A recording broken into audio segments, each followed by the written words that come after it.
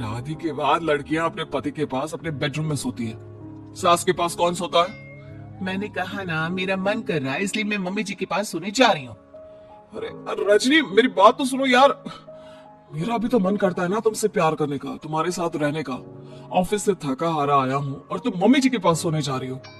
देखो, मुझे आज अपनी सास के पास सोने का मन है और मैं जा रही हूँ। इतना कहकर रजनी अपनी सास के साथ सोने के लिए उनके कमरे में चली जाती है। रजनी बेटा, तुम यहाँ? मम्मी जी, क्या मैं आपके पास सो सकती हूँ?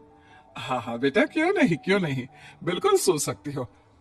लेकिन सब ठीक तो है ना? अमर के साथ झगड़ा हुआ है क्या? नहीं नहीं मम्मी जी, मैं रोज रोज इनके साथ उस कमरे में सोकर बोर हो चुकी हूँ। थोड़ा सा चेंज हो जाएगा इसलिए आपके पास सो जाती हूँ। आपको कोई एतराज हो तो बता दीजिए। अरे नहीं नहीं बेटा, ऐसी कोई बात नहीं, सो जाओ। और फिर अगले दिन। अमर बेटा, तुम्हारा रजनी के साथ कोई झगड़ा हुआ है क्या? नहीं तो मम्मी, ऐसे तो कोई बात नहीं है। क्यों, क्या हुआ? अरे वो कल रात मेरे कमरे में सोने आ गई थी तो मुझे लगा सब ठीक तो है ना बेटा? नहीं मम्मी जी, वो ऐसी बस उसका मन किया होगा। कह रही थी कि मम्मी अकेली है इसलिए आपकी चिंता हो रही थी। पर अगली रात को फिर से रजनी अपना बिस्तर उठाकर सास के कमरे में पहुंच जाती है। रजनी बेटा, आज फिर से मेरे पास सोने आ गई। मम्मी जी, आपको मेरा अपने पास आना अच्छा नहीं लगता? अगर ऐसी बात है तो मैं बाहर ड्राइंग रूम में चली जाती हूँ। अरे नहीं नहीं बेटा, ऐसा कुछ नहीं है। पर अमर अपने कमरे में अकेला होगा ना? अरे तो वो कौन से 6 महीने के छोटे दूध पीते बच्चे हैं, उनको डर थोड़ी ना लगता है। इतने बड़े हो गए, 1-2 दिन अकेले सो लेंगे तो कुछ बिगड़ नहीं जाएगा। और इस तरह फिर तो ये रोज की बात हो गई। रजनी रोज अपना बिस्तर उठाती, अपनी सास के पास आकर सो जाती। सास उससे कुछ इसलिए नहीं कहती है क्योंकि उसे लगता है कि बहू बुरा मान जाएगी। एक दिन सुबह सुबह, माँ मेरे लिए चाय बना दो, ऑफिस जाने का टाइम हो रहा है। अरे बेटा, तो रजनी से क्यों नहीं कह देते? मुझे उससे बात करने का बिल्कुल भी मन नहीं है। अरे आखिर क्या बात है बेटा, तुम इतने उदास क्यों लग रहे हो? देखो ना माँ, आजकल रजनी का बिहेवियर मुझे कुछ समझ में नहीं आ रहा। रोज रात को आपके पास आकर सो जाती है। अगर उसे मेरी परवाह नहीं तो मुझे भी कोई फर्क नहीं पड़ता। अमर गुस्से में ही घर से ऑफिस चला जाता है।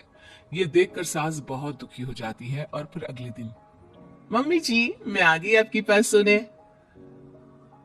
हाँ बहू, सो जाओ। पर वो क्या है ना, आज मेरा पुरानी फिल्में देखने का बड़ा मन कर रहा था। कोई बात नहीं, सो जाओ, मैं पिक्चर देखती रहूंगी। ठीक है मम्मी जी। रजनी की सास तेज आवाज में अपने कमरे में टीवी चलाकर रखती है। इसकी वजह से रजनी को नींद नहीं आती, लेकिन वो पूरी रात करवट बदल बदल कर सोने की कोशिश करती रहती है। सास को लगता है कि अब रजनी उसके कमरे में सोने नहीं आएगी, लेकिन अगली रात फिर रजनी उसके कमरे में सोने के लिए पहुंच जाती है। मम्मी जी, मैं आ गई। अरे बेटा, मुझे लगा कि कल तुम ठीक से सो नहीं पाई थी। जाओ अपने कमरे में आराम से सो जाओ ना बेटा। अरे नहीं मम्मी जी, कोई प्रॉब्लम नहीं है। इतना कहकर रजनी फिर से अपनी सास के कमरे में सो जाती है। आधे घंटे बाद, बेटा जरा मेरे पैरों पर तेल तो लगा दे। ठीक है मम्मी जी। रजनी अपनी सास के पैरों पर तेल लगाकर जैसे ही सोने लगती है। आधे घंटे बाद फिर से, बहू मेरे सर में बहुत दर्द हो रहा है, जरा मेरा सर तो दबा दे। ठीक है मम्मी जी, दबा देती हूँ। बहुत जोर से नींद आ रही है। अपनी सास का सर दबाकर रजनी फिर से सोने की कोशिश करती है, पर आधे घंटे बाद फिर से, अरे बहू बड़ी जोर से प्यास लगी है बेटा, जरा किचन से पानी तो लेकर आ। अरे मम्मी जी, जैसे ही नींद आने लगती है खुशबू आग लेती है। रजनी चुपचाप जाकर किचन से पानी लेकर आती है। इस तरह रजनी की सास पूरी रात हर आधे आधे घंटे पर उसे किसी न किसी बहाने से जगाती रहती है। रजनी परेशान हो जाती है। सास को लगता है कि इस बार वो उसके कमरे में सोने के लिए बिल्कुल नहीं आएगी, लेकिन अगली रात फिर से रजनी वहां पहुंच जाती है।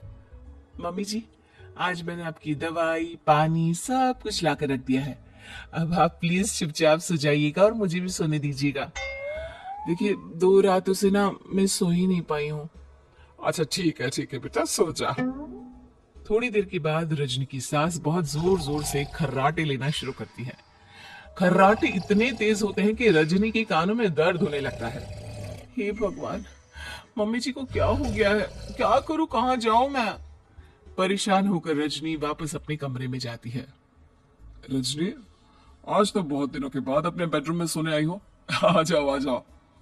वैसे भी तुम्हारे बिना मेरा मन नहीं लगता। क्या करती, तुम्हारी मम्मी की खर्राटों ने तो मेरी नींद उड़ा कर रखी है।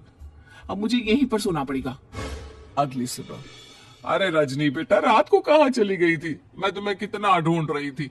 मैं तो डर ही गई थी, मेरी बहू न जाने कहाँ चली गई। कहाँ जाती मम्मी जी, अपने कमरे में गई थी। और आजकल ना आप मुझे जानबूझकर बहुत परेशान करती हैं। अगर मुझसे कोई गलती हो गई हो तो सीधे सीधे क्यों नहीं कह रही हैं? 3 रात हो गई है, मुझे ठीक से नींद भी नहीं आती। रजनी, ऐसे क्यों बात कर रही हो? मम्मी ने क्या कर दिया? आप अपनी मम्मी से क्यों नहीं पूछते? मैं बहू हूं तो क्या इसका मतलब ये है कि दिन भर काम करो और रात में भी चैन से ना सो? रजनी बेटा, बड़ी नादान हो।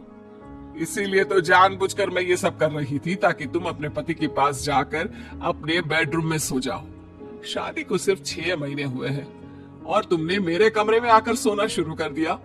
यह तुम्हारी शादीशुदा जिंदगी के लिए अच्छी बात थोड़ी ना है बेटा। मम्मी, तो क्या आपने जानबूझकर ये सब किया था रजनी को समझाने के लिए? अरे तो और क्या करती? दुनिया की पहली बहू है ये, जो पति को छोड़कर सास के साथ सोने चली थी।